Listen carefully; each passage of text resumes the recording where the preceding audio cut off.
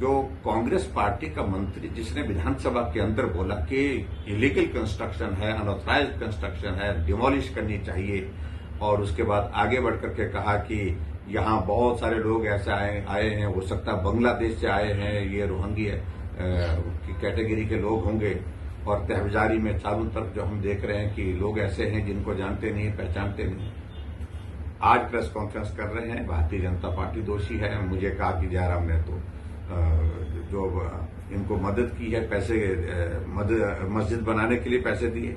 मैं हैरान हूं, मैं सिरे से खारिज करता हूं तमाम आरोपों को, क्योंकि वो मंत्री जो है अपनी कुर्सी बचाने के लिए, अपनी जान बचाने के लिए कोशिश कर रहा है, क्योंकि ऊपर से आदेश हो गया है उसको हटाने का। क्योंकि कांग्रेस पार्टी का पूरे देश भर में आपको मालूम है कि किस प्रकार से रहता है, तो उसको हटाने के लिए वो प्रयत्न कर रहे हैं, दबाव पड़ा हुआ है। अब वो कुर्सी बचाने में लगा है, अनाप शनाप बोले जा रहे हैं और किसी पर आरोप लगाया जा रहा है, इसका कोई अर्थ नहीं। लेकिन आज तो मुस्लिम समाज के लोग भी वहां पर कमिश्नर को मिले और उन्होंने इस बात को कहा, खुद ही स्वीकार किया है, जो अनऑथराइज्ड पोर्शन है उसको हम खुद ही तोड़ देंगे। और आगे बढ़कर के मंडी में भी एक कंस्ट्रक्शन की है जिसको इलीगल माना गया, तो उस पर भी वहां पर भी उसको तोड़ना शुरू कर दिया। उसका भी पोर्शन एक तोड़ा है, एक दीवार लगाई तो उसको तोड़ना शुरू कर दिया है।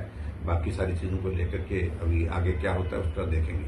लेकिन कुल मिलाकर के ये स्थितियां तब बनती हैं जब ऐसे लोगों को प्रोटेक्शन और मतलब उत्साह, एक माहौल इस प्रकार का दिया जाता है। क्योंकि मुख्यमंत्री जी ने भाषण में अपने कहा, जब सरकार बनी थी सबसे पहली उनकी प्रेस कॉन्फ्रेंस में उन्होंने यही कहा था, मैं 97% हिंदुओं की पार्टी को हरा करके आया हूं।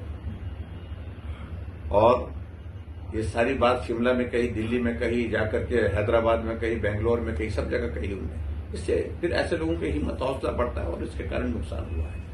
लेकिन कुल मिलाकर के हमने अपील की है सभी समाज सेवक की कानून को अपने हाथ में ना ले और इस सारे मामले को लेकर के सरकार कार्रवाई करने की बात कह रही है, तो निश्चित रूप से हम उम्मीद करते कार्रवाई करेंगे। कल मैं देख रहा हूं कि मुख्यमंत्री ने अब सर्वदलीय बैठक बुलाई है, तो कहीं बाहर जा रहा हूं, लेकिन सर्वदलीय बैठक बुला करके एक माहौल खड़ा करने की कोशिश कि नहीं, मैं उस तरह से नहीं कर रहा हूं। लेकिन जो हालात बन गए हैं, जो बन गए हैं, और मैं सिर्फ इतने कहना चाह रहा हूं कि हिमाचल प्रदेश में भारतीय जनता पार्टी की सरकार थी, तो हमने जो ये स्ट्रीट वेंडर्स होते हैं उसमें हमने एक पॉलिसी बनाई थी, और उसमें बनाने की वजह भी यही थी कि बहुत बड़ी तादाद में बहुत सारे लोग ऐसे दिख रहे थे हिमाचल प्रदेश में जो हिमाचल के रहने वाले नहीं हैं।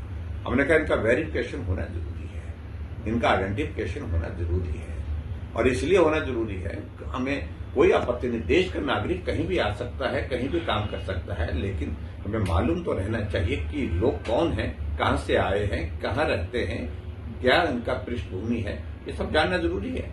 वो कांग्रेस ने बंद कर दिया था, अब कह रहे हैं कि अब हम शुरू करेंगे, अब हम शुरू करेंगे, फिर से शुरू करेंगे।